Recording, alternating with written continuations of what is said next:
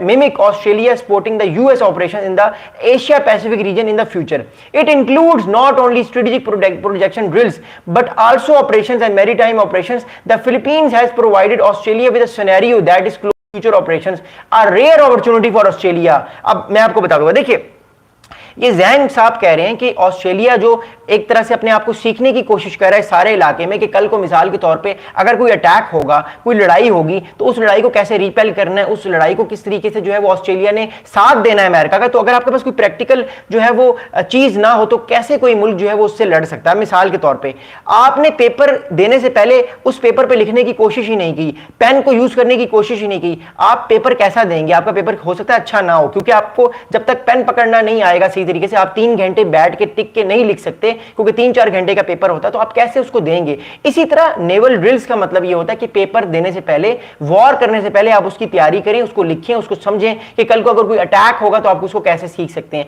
इसी को military drills कहते हैं। ये बड़ा इंपॉर्टेंट है। ओके, अब मैं आपको एक बात बताऊंगा कि ये जो की फीचर्स हैं इस सारे मामले के, इसमें फिलीपींस को क्या फायदा होगा, इसमें ऑस्ट्रेलिया को क्या फायदा होगा। देखिए, पहली तो बात यह है कि अब आपको साउथ चाइना सी में चाइना की तरफ से भी मिलिट्री ड्रिल्स नजर आएंगी और चाइना के जो एडवर्सरीज हैं अमेरिका और उसके सारे एलाइज, उनकी तरफ से भी मिलिट्री ड्रिल्स नजर आएंगी।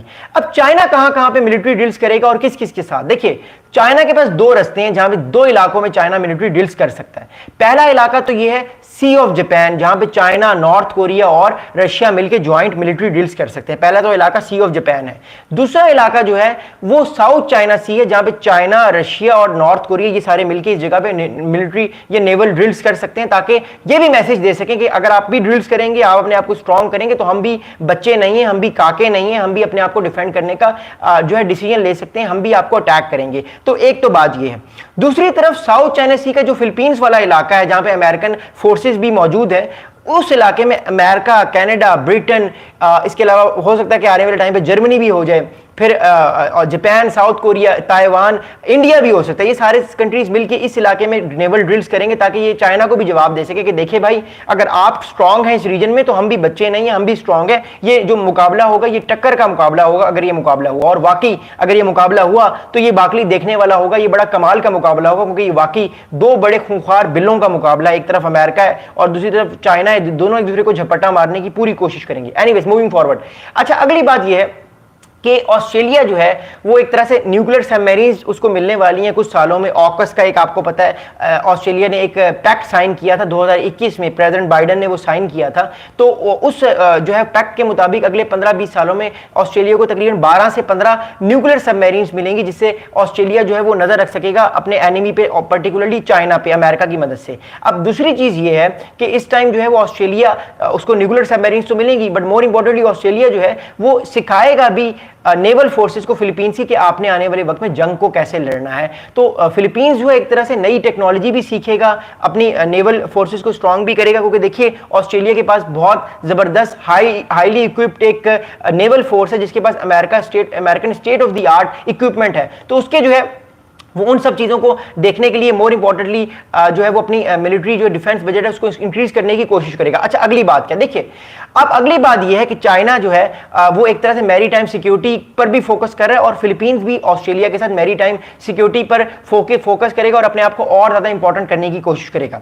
अगला बहुत इंपॉर्टेंट पॉइंट यह है कि क्यों फिलीपींस बार बार इंडिया के पास जा रहा है, भारत के पास जा रहा है, ऑस्ट्रेलिया के पास जा रहा है और अमेरिका के पास जा रहा है। देखिए, फिलीपींस की जो पॉलिसी है वो अब क्लियर है। फिलीपींस चाइना को कंटेन करेगा। Philippines, Australia, Bharat, Japan, south Korea, इनके साथ मिलकर चाइना को कंटेन करेगा। और फिलीपींस अब खुले में आ चुका है कि मैं खुल के आ गया हूं आपके सामने, मैं तो चाइना को कंटेन करूंगा ही करूंगा, मुझे कोई नहीं रोक सकता। तो इट शोज कि अब आहिस्ता आहिस्ता अमेरिका भी ज्यादा सपोर्ट करेगा, और हो सकता है आने वाले कुछ महीनों में या कुछ सालों में अमेरिका अपने नए मिलिट्री बेसिस भी मनीला में या आसपास जो इलाके हैं फिलीपींस के वहां पे बना ले, ताकि कल को अगर चाइना साउथ चाइना सी में फॉरवर्ड पोजीशन से मूव करने की कोशिश करता है तो फिर अमेरिका भी फौरन डिटेक्ट करके अपनी ओहायो क्लास सबमरीन्स या डिफरेंट जो एयरक्राफ्ट कैरियर्स हैं उनको मूव करे।